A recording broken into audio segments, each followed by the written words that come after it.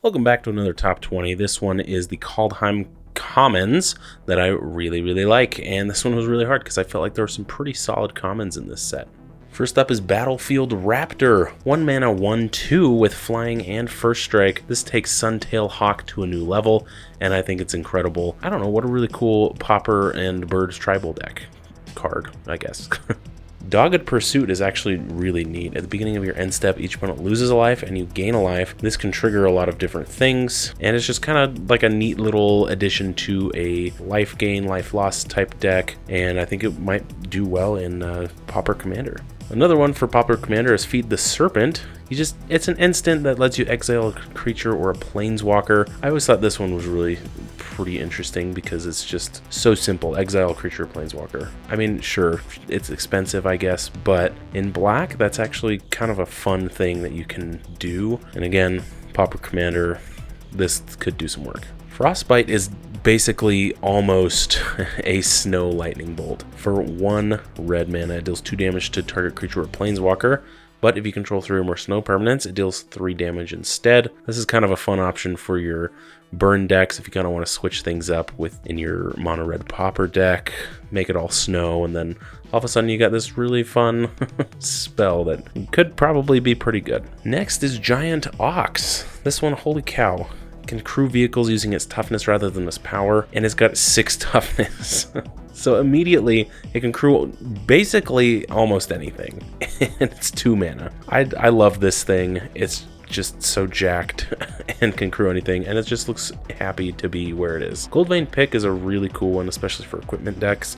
Whenever equipped creature deals combat damage to a player, create a treasure token. Kaldheim had a lot of like recurable type things, and I feel like this is kind of like that, where as long as you can deal combat damage, you're always going to get a treasure. So that's just pretty neat, I guess. Speaking of recurable, we've got Horizon Seeker. It's a 3/2 human warrior. When it attacks, you can boast and pay 1 and a green. Search your library for basic land into your hand. So again, this is just a recurable search for a land into your hand, and as long as you can attack with it, you can constantly search for those lands. Sure, they don't go to the battlefield, but hey, you're searching for 2 mana basically every turn as long as she's alive. I don't think there's anything wrong with that. Icehide Troll. This one was awesome. I just was looking through the cards and I was like, holy dang.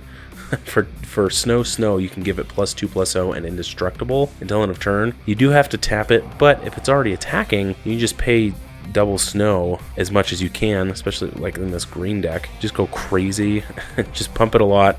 It's indestructible, and just go wild. Masked Vandal is one everybody knows. It's a shapeshifter, and when it enters, you can exile a creature from your graveyard. And if you do, you can exile an artifact or enchantment an opponent controls. So that's a very easy thing to do, and you can constantly use this in basically any green Pauper deck. Is it overused? I don't know, probably, because it's pretty good. So you get 2-in-1 creature plus an exile of an artifact or enchantment. Open the Omen Paths is actually really fascinating. It's almost a Manamorphose. So you pay 2 and a red for an instant, and you choose one.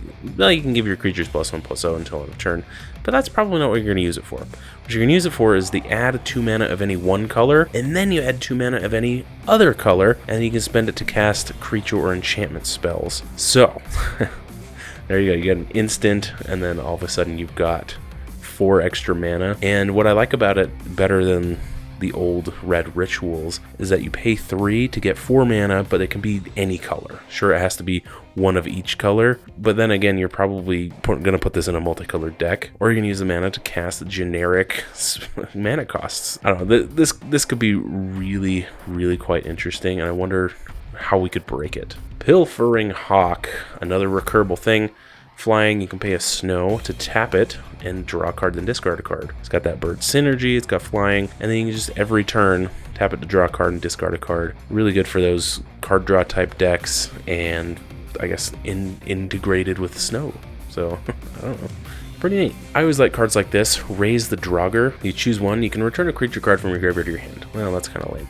But if you have 2 creatures of the same type, you can return both of them to your hand. This works great in zombie decks, in elf decks, in whatever type of deck you have multiple of the same creature. It's just a really fun option that you can use, and you don't have to put any big money into it. Raven form is really cool because it's a sorcery, but you can exile an artifact or a creature, so that by itself is just great. And its controller makes a 1/1 blue bird, so it's kind of a trade-off. And then you can foretell it, so you can, pay 2 and then cast it on a later turn.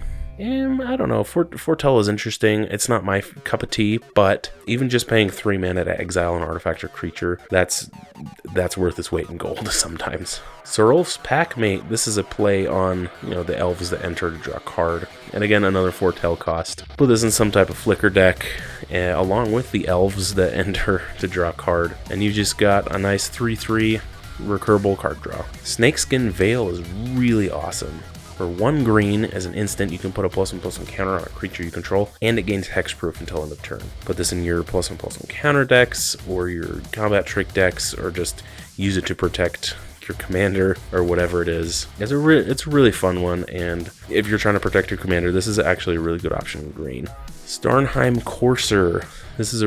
I love the cost less effects. Basically, it just makes all your artifacts and enchantments cost 1 less. I really like that, especially in white. You're gonna need all the help you can get with ramp without spending a lot of money on the big white mana ramp spells. This one's just really nice for maybe your Esper artifact deck or one of your Bant Enchantress decks. It's really simple what it does, but it's actually pretty darn valuable. Tormentor's Helm is really good. +1/+1, and whenever equipped creature becomes blocked, it deals 1 damage to defending player. Now that might not seem interesting to you right now, but what if I told you you could put this in your Gearson Starn deck?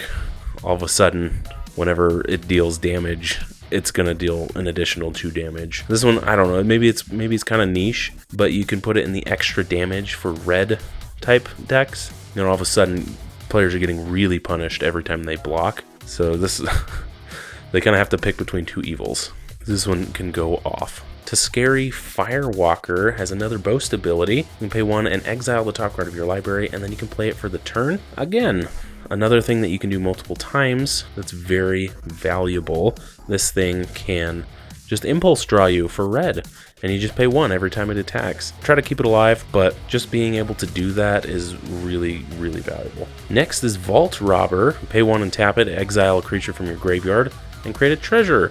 There's another thing you can do multiple times. As long as you've got those creatures in your graveyard, you can just create treasures off of them. That might be a good option in red decks to just, it's almost like a mana ramp type thing. You get that extra treasure. Also pairs with the Faithless Looting type cards where you're discarding to draw. So you can discard a creature card and then immediately make a treasure. It pairs really nicely with mono red stuff. Alright, and lastly we have Shimmer Drift Veil. This is a snowland that enters tapped, but when it enters you choose a color, and then you can tap it to add 1 mana of that color. This one's really awesome because you can just choose whatever color you need at the time. It's like fine late game, but early game if you get this and you're kind of hosed on mana, you can play this and turn it into any land that you need, and I just think that's a really valuable thing. Well, okay, I said lastly, but this is actually 10 honorable mentions that are all the same thing. But the dual Snowlands from this set, they're common and they enter tapped, but there are dual land types, so now you can search for the things you need. Plus, if you've got a snow deck